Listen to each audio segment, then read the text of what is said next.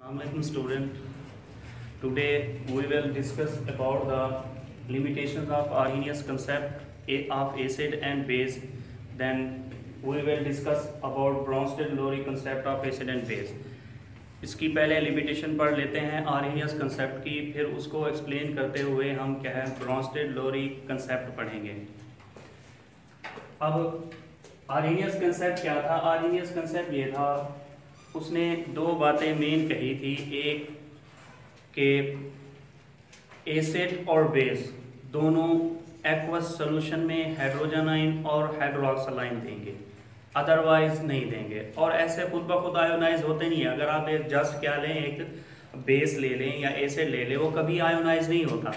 या दूसरे लफ्जों में हम ये कह सकते हैं कि वो कभी हाइड्रोजन और क्लोराइड आयन की फॉर्म में नहीं होता जब तक कोई एक्वस सोल्यूशन ना हो।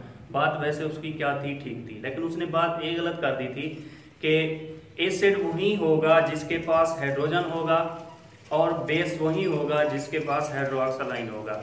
लेकिन देखें, आपके पास क्या है, सल्फर डाइऑक्साइड और कार्बन डाइऑक्साइड, ये दोनों क्या है, एसिडिक ऑक्साइड हैं। एसिडिक ऑक्साइड वो होते हैं कि जब इन्हें क्या करें, आप वाटर में डिजॉल्व करें तो क्या कर बना दें, एसिडिक सोल्यूशन बना दें। देखें, इनके पास कोई हाइड्रोजन आयन है नहीं है, फिर भी क्या है, ये एसिड है। तो ये बात जो है ना उसकी गलत थी। ये बात सही थी कि भी एक्वस सोल्यूशन में दोनों बेस हो या एसिड हो, आयोनाइज होकर हाइड्रोजन आयन, हाइड्रोक्साइड और साथ में बेस का रेडिकल या एसिड का रेडिकल हो, वो भी क्या होंगे, मौजूद होंगे। लेकिन सिंगल अगर आप क्या लें, एक एसिड लें और एक बेस लें, वो कभी खुद ब खुद आयोनाइज नहीं होता, या दूसरे लफ्जों में वो कभी आयन की फॉर्म में नहीं होता जब तक उसे एक्वस मीडियम नहीं चाहिए। तो एक तो ये था। अब NH3 और इथाइलमीन, ये दोनों क्या है, बेस हैं। देखें, इनके अंदर कोई हाइड्रोक्सिल ग्रुप है नहीं है, ना इसमें है ना इसमें है, तो इट मीन ये दोनों क्या है, बेस हैं क्या, दोनों बेस। लेकिन आर्हेनियस कंसेप्ट ने ये कहा था कि भी बेस वो चीज होगी जो हाइड्रोक्सिल ग्रुप रखती होगी। तो ये भी क्या है, उसकी एक लिमिटेशन है। जो फर्स्ट लिमिटेशन है ये वाली कि this concept is only applicable to aqueous medium but does not explain the nature of acid and base in non-aqueous medium। ठीक है, नॉन एक्वस मीडियम यानी आपका वाटर इन्वॉल्व नहीं होगा, यानी कोई भी सॉल्वेंट नहीं होगा, जस्ट एसिड होगा, बेस होगा, तो वो कभी आयोनाइज फॉर्म में नहीं होते। ठीक है, जब भी आयोनाइज होंगे कोई ना कोई एक्वस मीडियम चाहिए होगा, यानी वाटर चाहिए होगा। अब देखें, HCl अगर वाटर ना हो कभी आयोनाइज नहीं होगा, वो वैसे क्या वैसे ही रहेगा। HCl है तो HCl ही रहेगा चाहे उसका सोल्यूशन हो। जब तक एक्वस सोल्यूशन ना हो, जब तक वाटर उसके अंदर ना डालें या वाटर के अंदर डिजॉल्व ना करें, तो ये कभी भी डिसोसिएट नहीं होता आयंस की सूरत में। ठीक है, दो लिमिटेशंस थी इसकी। ठीक है, अब इस दोनों को मजीद आगे एक्सप्रेस करते हैं ब्रॉन्स्टेड-लोरी कंसेप्ट। ये दोनों की लिमिटेशन भी इसमें क्या हो जाएंगी, इंप्रूव हो जाएंगी। एक बात ये भी है, जब आर्हेनियस ने एसिड और बेस का कंसेप्ट दिया था तो उसी की बिना पर मुख्तलिफ और थ्योरीज बन गई। जैसे एक ब्रॉन्स्टेड-लोरी कंसेप्ट है, ठीक है, दूसरा क्या है, लीवेस थ्योरी है। तो इसी की बेस पर मजीद जो है ना मजीद साइंटिस्ट ने, केमिस्ट ने क्या किया, एसिड और बेस को डिफाइन किया। Bronsted Lowry concept of acid and base, ये जो है ना दूसरा कंसेप्ट है आपकी बुक में। इन 1923 एक क्या था, डैनिश केमिस्ट था और एक इंग्लिश केमिस्ट था। दोनों ने इंडिपेंडेंटली आजादाना तौर पर, यानी उसने खुद डिस्कवरी की थी, उसने भी क्या है खुद डिस्कवरी की थी, लेकिन दोनों का जो रिजल्ट आया था वो सेम आया था। यानी उसने खुद किया था, उसने भी क्या किया था खुद। इसने ब्रॉन्स्टेड ने, डैनिश केमिस्ट था, और इंग्लिश केमिस्ट था लोरी, उन्होंने अलहदा अलहदा क्या किया, इन थ्योरीज को पेश किया और दोनों का रिजल्ट क्या था, सेम था। अब उन्होंने क्या किया, क्या एसिड की डिफाइन, एसिड को किस तरह डिफाइन किया और बेस को किस तरह डिफाइन किया, अभी पढ़ते हैं। दोनों ने एसिड को डिफाइन किया कि भी एसिड वो शय है जो किसी दूसरी शय को प्रोटॉन दे दे या हाइड्रोजन आयन दे दे। आपको पता है ये हाइड्रोजन आयन, इसे हम प्रोटॉन भी कह सकते हैं। ठीक है, उन्होंने क्या कहा, a substance that donates hydrogen ion या proton to another substance, किसी दूसरी शय को क्या कर दे, प्रोटॉन दे दे। अब बेस की डेफिनेशन की थी उन्होंने कि बेस वो शय है that can accept proton from another substance। ठीक है, एसिड वो शय है जो किसी दूसरी शय को क्या दे, हाइड्रोजन आयन दे दे या प्रोटॉन दे दे, और बेस क्या शय है, वो शय है जो किसी दूसरी शय से क्या कर ले, एक्सेप्ट कर ले प्रोटॉन को, उसे हम क्या कहते हैं, बेस। तो ब्रोंस्टेड और लोरी ने इसी तरह एसिड और बेस को डिफाइन किया। अब इनके एग्जांपल देखते हैं हम। अब देखें आपका क्या एसिड HCl, इसके अंदर प्रोटॉन है, इसके अंदर क्या है, प्रोटॉन है। इट मींस अगर प्रोटॉन है, एसिड है, तो ये क्या करेगा, ये किसी दूसरी शय को क्या कर देगा, अपना प्रोटॉन दे देगा। अब एक और बात, किसके साथ रिएक्शन, किसी बेस के साथ, कि भी कोई ऐसी चीज होनी चाहिए कि भी जो प्रोटॉन दे रहा है तो दूसरी शय ऐसी होनी चाहिए जो प्रोटॉन को एक्सेप्ट कर सके। तो बेस की डेफिनेशन हमने अभी पढ़ी कि substance that can accept proton from another substance. Another substance कौन सा है, एसिड। ठीक है, तो एसिड चाहे वो मॉलिक्यूल की फॉर्म में हो, आयन की फॉर्म में हो, वो क्या करेगा, हमेशा अपना प्रोटॉन दे देगा किसी दूसरी शय को। कौन किसको देगा, कि भी वही होगा जो प्रोटॉन एक्सेप्ट करता होगा। इसलिए जो है ना NH3 एक्टलाइज बेस एंड एक्टलाइज एसिड। ठीक है, तो हाइड्रोक्लोरिक एसिड या ये एसिड क्या कर देता है, अमोनिया को अपना प्रोटॉन दे देता है। ठीक है, जिसकी वजह से NH4+ बन जाता है और साथ में ये एसिड रेडिकल बन जाता है। एसिड रेडिकल जिसके ऊपर क्या आ जाता है, नेगेटिव चार्ज आ जाता है। अब देखें, एसिड ने अपने प्रोटॉन दे दिया, क्लोराइड आयन की सूरत में आ गया। बेस जो प्रोटॉन क्या करती है, एक्सेप्ट करती है किससे, एसिड से। ठीक है, जो प्रोटॉन दे रहा होगा बेस हमेशा उसके साथ रिएक्ट करके उससे क्या ले रहा होगा, प्रोटॉन ले रहा होगा। तो अमोनिया प्रोटॉन लेके क्या बना देती है, अमोनियम आयन बना देती है, और ये क्या बना देती है, क्लोराइड आयन बना देती है। सेम टू सेम इसकी भी एग्जांपल होगी। एक और एग्जांपल ले लेते हैं हम, H2O और साथ में NH3। ठीक है, जब पानी और अमोनिया हमेशा बेस रहता है, हमेशा बेस रहेगा, ये कभी भी एसिड नहीं होता, कभी भी नहीं होता। ठीक है, ये एक्ट लाइक अ बेस। जबकि आपका जो वाटर है वो डिपेंड करता है कि सब्सटेंस की नेचर क्या है। अगर एसिड है तो एसिड के साथ भी रिएक्ट कर सकता है, अगर बेस है तो बेस के साथ भी क्या कर सकता है, रिएक्ट कर सकता है। तो क्या होगा, इसमें से हाइड्रोजन आयन यानी वाटर में से एक प्रोटॉन किसकी तरफ चला जाएगा, बेस की तरफ। ठीक है, तो बेस क्या कर लेगा, वाटर से प्रोटॉन एक्सेप्ट कर लेगा, आपके पास क्या बच जाएगा, बाकी हाइड्रोक्साइड आयन बच जाएगा। ठीक है, तो इसी तरह ये रिएक्शन है। अगर H2O का किसके साथ रिएक्शन करवा दें, HCl के साथ, तो ये HCl के साथ भी रिएक्ट करता है, लेकिन अब इसमें क्या है, HCl एसिड है और वाटर क्या है, बेस है। अमोनिया के साथ जब रिएक्ट कर रहा होता है तो अमोनिया के साथ जब रिएक्ट करता है वाटर तो एक्ट एज एसिड, लेकिन जब एसिड HCl कोई भी हो एसिड उसके साथ रिएक्ट करेगा तो एक्ट एज बेस। अब देखें, एसिड है, ये क्या करेगा, प्रोटॉन दे देगा किसको, वाटर को, ये क्या बनेगा, हाइड्रोनियम आयन, और साथ में क्या बच जाएगा, क्लोराइड आयन। ठीक है, तो ये वाटर क्या है, एक्ट एज अ बेस भी रिएक्ट कर सकता है, एक्ट एज अ बेस भी रिएक्ट कर सकता है। ठीक है, तो ये क्या है उसकी एग्जांपल। अब मजीद और भी ले सकते हैं कि एसिटिक एसिड का अमोनिया के साथ रिएक्शन करवा दें, एसिटिक एसिड का वाटर के साथ रिएक्शन करवा दें। ठीक है, तो होगा क्या, जो एसिड होगा वो हमेशा प्रोटॉन देगा, जो बेस होगा वो एसिड से क्या ले रहा होगा, प्रोटॉन ले रहा होगा। अब पहली लिमिटेशन क्या थी, ये वाली, कि भी एक्वस मीडियम चाहिए आर्हेनियस को, अदरवाइज आयोनाइज नहीं होगा। अब देखें, ये एक्वस मीडियम है, इसमें हमें वाटर की जरूरत ही नहीं पड़ती। एक एसिड लाते हैं, एक बेस लाते हैं, दोनों को आपस में क्या कर देते हैं, डिजॉल्व। तो जब डिजॉल्व करते हैं तो दूसरे लफ्जों में तो उनका जो सोल्यूशन होता है, उनके सोल्यूशन में आयंस पाए जाते हैं NH4, फॉर एग्जाम्पल वाटर और अमोनिया है तो NH4+ और हाइड्रोक्साइड पाए जाते हैं। अब इसके लिए कोई एक्वस मीडियम नहीं चाहिए। ठीक है, इसमें क्या, एक एसिड होगा, दूसरा क्या होगा, बेस होगा, प्रोटॉन ट्रांसफर हो रहा होगा from acid to base, from acid to base. अब इसके लिए कोई एक्वस मीडियम नहीं चाहिए, तो ये लिमिटेशन क्या होगी, इंप्रूव होगी कि लाजमी नहीं है कि एक्वस मीडियम हो कि आपका एसिड एक्ट एज एसिड करेगा या बेस एक्ट एज बेस करेगा। ठीक है, वो जस्ट उसकी क्या थी, लिमिटेशन थी। अब एक बात और भी, ये लिमिटेशन भी इंप्रूव होगी। अमोनिया को देख लें, अमोनिया के पास हाइड्रोक्साइड नहीं है, फिर भी क्या है, बेस है। ठीक है, क्यों बेस है? क्योंकि ये प्रोटॉन क्या करता है, एक्सेप्ट करता है, तो दोनों इनहिबिटेशन क्या होगी, इंप्रूव होगी। ठीक है, तो अब नेक्स्ट एक्सप्लेनेशन पे चलते हैं। अब देखें, जब HCl और अमोनिया आपस में रिएक्ट करते हैं तो हमारे पास जो स्पीशीज बनती है एक, इसे हम कहते हैं कॉन्जुगेट एसिड, इसे हम कहते हैं कॉन्जुगेट बेस। ये हमेशा रिवर्सिबल रिएक्शन होता है। ये बताता हूं कॉन्जुगेट एसिड क्या होता है, कॉन्जुगेट बेस क्या होता है।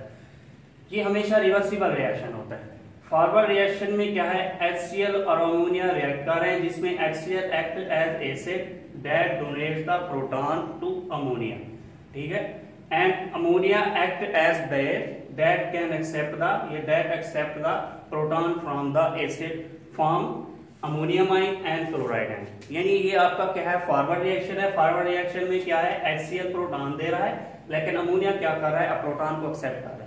लेकिन अगर आप रिवर्स रिएक्शन में देखें, रिवर्स रिएक्शन में क्लोराइड आयन और अमोनियम आयन आपस में क्या कर रहे हैं, रिएक्ट कर रहे हैं। ठीक है, तो क्लोराइड आयन देखें प्रोटॉन एक्सेप्ट करके क्या बना देता है, HCl बना देता है फिर, और अमोनियम आयन प्रोटॉन देकर क्या बना देता है, अमोनिया बना देता है। इसका मतलब ये है, देखें एसिड से बना क्लोराइड आयन, ठीक है, एसिड यहाँ पे प्रोटॉन दे रहा है लेकिन क्लोराइड क्या कर रहा है, दोबारा प्रोटॉन एक्सेप्ट कर रहा है। इसका मतलब ये है कि भी एसिड से जो रेडिकल बनता है उसको हम, रेडिकल हो, आयन हो, कोई भी हो, उससे हम कहते हैं कॉन्जुगेट बेस।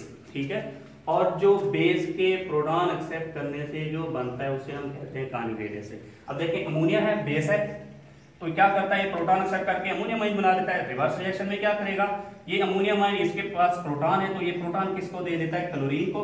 अगर प्रोटॉन इसको दे रहा है तो एसिड की डेफिनेशन क्या है, जो प्रोटॉन दे दे किसी दूसरी शय को, तो क्लोराइड आयन क्या होगा, आपका बेस होगा, और अमोनियम आयन क्या होगा, आपका एसिड होगा। तो डिफरेंशिएट करने के लिए हम इसको कॉन्जुगेट एसिड लिख देते हैं, इसको क्या लिख देते हैं, कॉन्जुगेट बेस। अब देखें एसिड से कॉन्जुगेट बेस बना है, बेस से क्या बना है, कॉन्जुगेट एसिड बना है आपका। तो इसकी डेफिनेशन क्लियर करते हैं, what is conjugate acid and conjugate base, या compare the conjugate acid and conjugate base with example. ये एग्जांपल भी है, ये भी एग्जांपल है, ये भी एग्जांपल है, ये भी एग्जांपल है।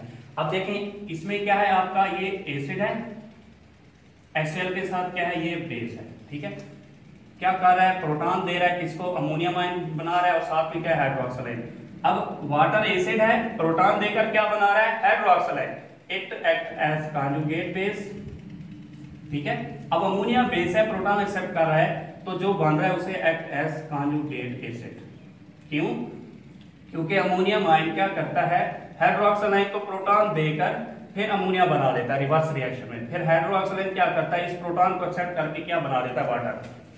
तो आपकी डेफिनेशन के मुताबिक एसिड वो चीज है जो डोनेट्स करे, और जो बेस वो चीज है जो क्या करे, प्रोटॉन एक्सेप्ट करे। तो ये प्रोटॉन एक्सेप्ट कर रहा है तो इसे बेस कहते हैं, तो ये क्या होता है आपका एसिड, कॉन्जुगेट एसिड और कॉन्जुगेट बेस भी कह सकते हैं इसे। ठीक है, तो इसकी डेफिनेशन क्लियर करते हुए, conjugate is a species that is formed by, conjugate acid is a species that is formed by accepting A proton from the acid या बाय अ एसिड। कॉन्जुगेट एसिड कब बनता है, देखें किससे बन रहा है आपका कॉन्जुगेट एसिड, अमोनिया बेस से, यानी बेस के प्रोटॉन कबूल करने से जो स्पेशी बनती है वो क्या होती है, कॉन्जुगेट एसिड। ठीक है, और कॉन्जुगेट बेस वो शय है जो किसी एसिड से प्रोटॉन क्या है, एक्सेप्ट करने से क्या बनती हो, कॉन्जुगेट बेस बनती हो। यानी किसी कॉन्जुगेट बेस वो शय है जो किसी दूसरी शय से, यानी किससे, एसिड से प्रोटॉन डोनेट करके बनती है, उसे हम क्या कहते हैं, कॉन्जुगेट बेस कहते हैं। ठीक है, तो इसकी मैं डेफिनेशन यहां पे लिख देता हूं, a species form by accepting a proton, किससे, बाय अ बेस, यानी बेस प्रोटॉन एक्सेप्ट करके जो स्पेशी बना रहा होता है उसे हम क्या कहते हैं, कॉन्जुगेट एसिड कहते हैं। और अगर कॉन्जुगेट बेस की डेफिनेशन हो, a species formed by donating a proton by acid, यानी एसिड के प्रोटॉन देने से जो स्पीशीज बनती है उसे हम क्या कहते हैं, कॉन्जुगेट बेस कहते हैं। अब देखें ये कॉन्जुगेट बेस है, कहाँ से बना है, एसिड वाटर से। ये कॉन्जुगेट एसिड है, कहाँ से बना है, अमोनिया से, इसके प्रोटॉन एक्सेप्ट करने के बाद। तो अगर आ जाए कि कंपेयर करें आपको कि कॉन्जुगेट एसिड क्या होता है, कॉन्जुगेट बेस क्या होता है, आप आसानी से क्या है एग्जाम्पल के साथ फाइंड आउट कर सकते हैं कि आपका कॉन्जुगेट एसिड क्या कौन सा है और कैसे बना है, कॉन्जुगेट बेस कौन सा है और कैसे बना है। ठीक है, अब एक और बात बताता चलाऊं कि जब एसिड और बेस रिएक्ट करते हैं तो आपके पास एक कॉन्जुगेट एसिड बेस पेयर बन जाता है। ठीक है, लेकिन जब HCl एसिड है, अमोनिया बेस है, दोनों रिएक्ट कर रहे हैं तो हमारे पास जो है ना दो कॉन्जुगेट, यानी कॉन्जुगेट एसिड और बेस दोनों का क्या है हमारे पास पेयर बन जाता है। Conjugate acid base pair, conjugate का मतलब भी क्या होता है, एक्ट एज पेयर। कॉन्जुगेट का मतलब क्या है कि किसी दो चीजों का आपस में इकट्ठा रहना, दो चीजों का आपस में क्या है, इकट्ठा रहना। तो जब एसिड और बेस रिएक्ट करते हैं, ठीक है, तो हमारे पास क्या होता है, कॉन्जुगेट एसिड बेस पेयर बन जाता है। ठीक है, अब एक और बात कि हमेशा जब भी दो अशिया यानी एक एसिड हो एक बेस हो रिएक्ट कर रहे हूं तो उसमें से एक शय क्या करती है, प्रोटॉन देती है और दूसरी शय क्या करती है, प्रोटॉन एक्सेप्ट करती है। तो इसका मतलब क्या है कि भाई कोई भी शय है वो एक्ट एज एसिड भी कर सकती है, एक्ट एज बेस भी कर सकती है। अब वो डिपेंड करता है नेचर ऑफ सब्सटेंस। अब बेस के साथ, बेस है आपके पास, वो रिएक्ट क्या कर रहा होगा, एसिड। अगर आपके पास एसिड है तो रिएक्ट क्या कर रहा होगा, बेस। तो ये क्या है, नेचर ऑफ सब्सटेंस पे डिपेंड करता है।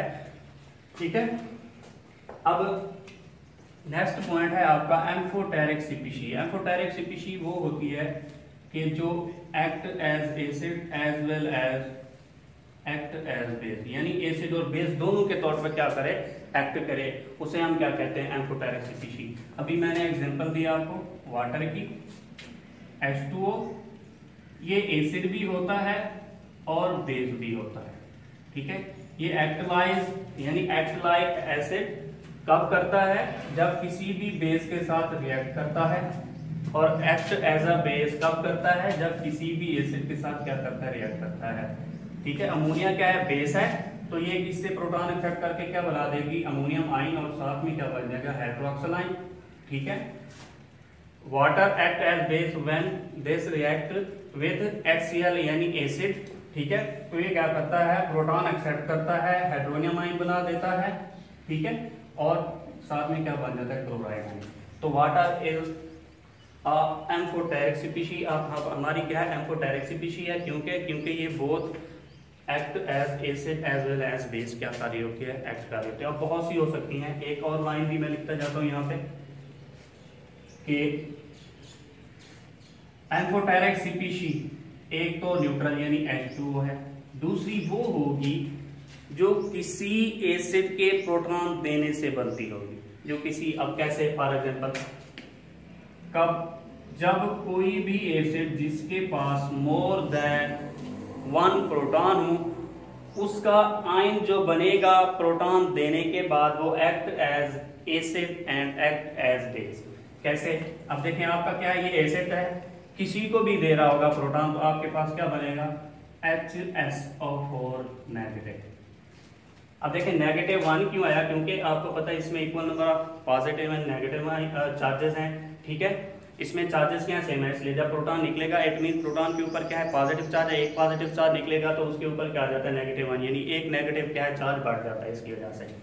तो ये जो आयन बना है it act as acid and base, यानी एसिड के तौर पर भी क्या करेगा, एक्ट करेगा, और क्या है, बेस के तौर पर भी एक्ट करेगा। यानी ये क्या कर सकता है, ये दोबारा प्रोटॉन एक्सेप्ट करके क्या बना सकता है, H2SO4 बना सकता है। ठीक है, तो अगर H2SO4 बना सकता है, प्रोटॉन एक्सेप्ट कर रहा है, तो ये बेस है।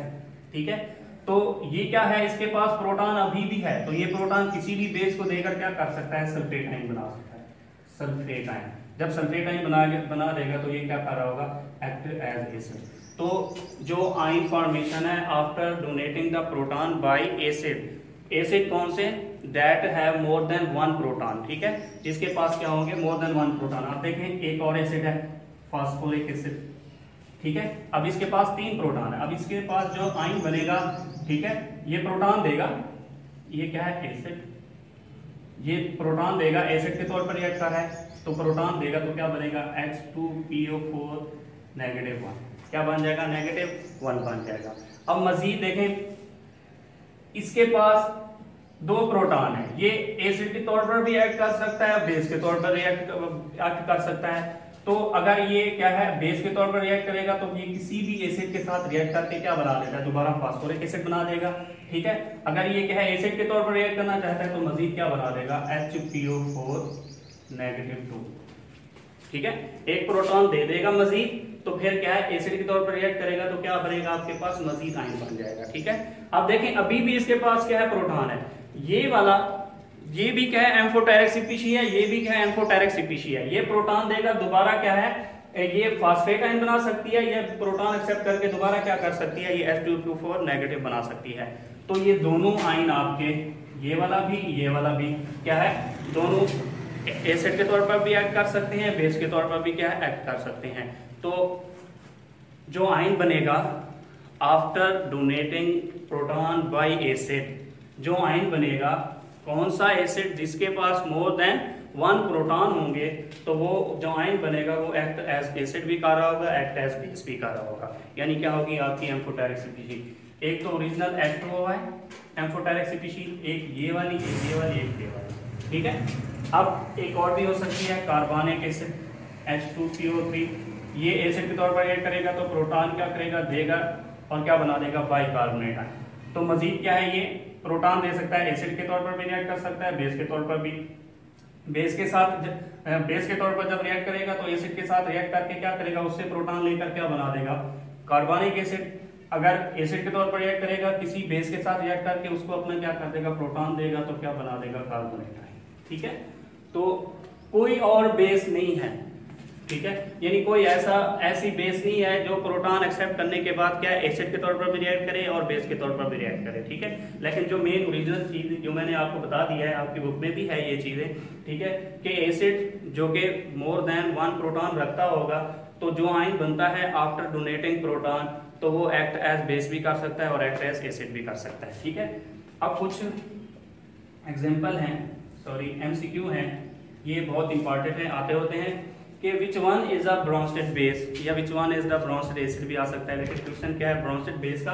अब देखें ये आपका एसिड है कार्बन डाइऑक्साइड, ये आपका भी एसिड है सल्फर डाइऑक्साइड, ये भी क्या एसिड है, लेकिन ये ना ब्रोंस्टेड है, ये भी क्या ब्रोंस्टेड भी नहीं है, ठीक है, ना आर्सेनियस है ना वो ब्रोंस्टेड है, ठीक है। अब आपके पास क्या अमोनिया, अमोनिया क्या होती है, ये ब्रोंस्टेड बेस होती है, लिहाजा आपका ऑप्शन क्या होगा ये वाला MSC वाला। Which one is an amphoteric species? Ammonia, hydrochloric acid, water, sulphuric acid. अब देखें ये एसिड है, ये भी एसिड है, ये क्या है बेस है। हमने बात क्या करनी है एम्फोटेरिक स्पीशीज को जो एसिड के तौर पर भी एक्ट कर रहा हो और बेस के तौर पर भी, तो आपका वाटर क्या होता है एम्फोटेरिक होता है। which is not an amphoteric species, ये बहुत इंपॉर्टेंट है क्वेश्चन, ये आता होता है बोर्ड में कि बताएं कि भी कौन सी एम्फोटेरिक स्पीशीज नहीं है। अब देखें बाइकार्बोनेट आयन, ये तो है अभी हमने पढ़ा है बाइकार्बोनेट आयन, ये प्रोटॉन एक्सेप्ट करके कार्बनिक एसिड बना सकता है, प्रोटॉन देकर क्या कर सकता है कार्बोनेट आयन बना सकता है, ये एम्फोटेरिक है। वाटर एम्फोटेरिक है, ये भी क्या है एम्फोटेरिक है। अब ये क्या है एम्फोटेरिक, ये बेस के तौर पर रिएक्ट करता है, ठीक है, किसी भी एसिड के साथ रिएक्ट करवा दे प्रोटॉन एक्सेप्ट करता है। एक है लीविस कंसेप्ट, लीविस कंसेप्ट के मुताबिक क्या है कि, या दूसरे लफ्जों में मैं एक और बात कह देता हूँ कि भी सल्फेट आयन को जब आप वाटर में डिजॉल्व करें तो ये एसिडिक सोल्यूशन दे देता है, तो ये एक्ट एज एसिड भी कर सकता है, बेस भी कर सकता है। तो डायरेक्टली आप फाइंड आउट करेंगे कि भी कौन सी एम्फोटेरिक स्पीशीज नहीं है। अब ये तीनों हो सकती हैं लेकिन ये सिर्फ बेस होगी, तो ये एम्फोटेरिक स्पीशीज नहीं होगी, ठीक है। अब एक क्वेश्चन और भी आ जाता है, the conjugate acid of HPO3 - 2 is. अब देखें, अब उसने बात किया कॉन्जुगेट एसिड के, कॉन्जुगेट एसिड बताएं। अगर कॉन्जुगेट एसिड किससे बनता है बेस से, तो हमारे पास क्या है ये बेस है, ये एक्ट एज क्या कर रहा होगा बेस कर रहा होगा, बेस का ही कॉन्जुगेट एसिड होता है ना, तो इसलिए बेस है तो ये प्रोटॉन एक्सेप्ट करेगा, क्या बनेगा H2PO4 नेगेटिव, ये बना देगा, तो ये हमारा क्या होगा कॉन्जुगेट एसिड होगा। ये क्या है एक्ट एज बेस इस MCQ में। अब next question, the conjugate base of sulphuric acid is. Conjugate base पूछा है उसने, तो sulphuric acid act as a acid, तो एसिड के तौर पर रिएक्ट करता है और हमेशा एसिड ही होता है, तो इसका क्या है कॉन्जुगेट बेस बताना है, तो एसिड है तो ये क्या करता है, प्रोटॉन दे देता है। प्रोटॉन देने के बाद एक प्रोटॉन देगा तो क्या बनेगा, HSO4 -1। तो हमारे पास जो है ना ये ए वाला ऑप्शन है, ये क्या हमारी MCQ है। इसी तरह जो है ना ये MCQ आते हैं, और ये आपका 2017 में भी आ चुका है क्वेश्चन, ठीक है। आपने इसे अच्छे तरीके से देखना है कि what is Bronsted acid, Bronsted base या ब्रोंस्टेड लोरी एसिड, ब्रोंस्टेड लोरी बेस, ठीक है। कॉन्जुगेट एसिड, कॉन्जुगेट बेस क्या चीज़ है, एम्फोटेरिक स्पीशीज क्या चीज़ है, ठीक है। वो कभी कभार दो तरह से क्वेश्चन पूछ लेता है कि explain Bronsted Lowry concept of acid and base, तो आपको सारा लिखना पड़ता है। कॉन्जुगेट एसिड बताएंगे, एम्फोटेरिक स्पीशीज बताएंगे। कभी कभार कहता है कि how conjugate acid and conjugate base are form, तो आपको कुछ भी कहने की जरूरत नहीं है, ओपन एसिड को डिफाइन करने की जरूरत है ना बेस को। तो आपने क्या कॉन्जुगेट एसिड बेस कैसे बनता है, आपने एग्जांपल देनी है, ठीक है। एग्जांपल देने के बाद बिल्कुल अच्छे तरीके से क्या करना है, उसको एक्सप्लेन करना है। 2-3 एग्जाम्पल, क्योंकि लॉन्ग क्वेश्चन है, 2-3 एग्जाम्पल आप देंगे उसकी, तो फिर उसको क्या करेंगे, फिर एक्सप्रेस यानी एक्सप्लेन भी करेंगे, ठीक है। आज के लिए इतना काफ़ी है। इंशाल्लाह नेक्स्ट लेक्चर में हम इसकी लिमिटेशन पढ़ेंगे, फिर लिमिटेशन को इम्प्रूव कैसे करते हैं, नेक्स्ट जो थ्योरी है लीविस कंसेप्ट या Lewis theory about acid and base वो पढ़ेंगे। आज के लिए इतना काफ़ी, शुक्रिया।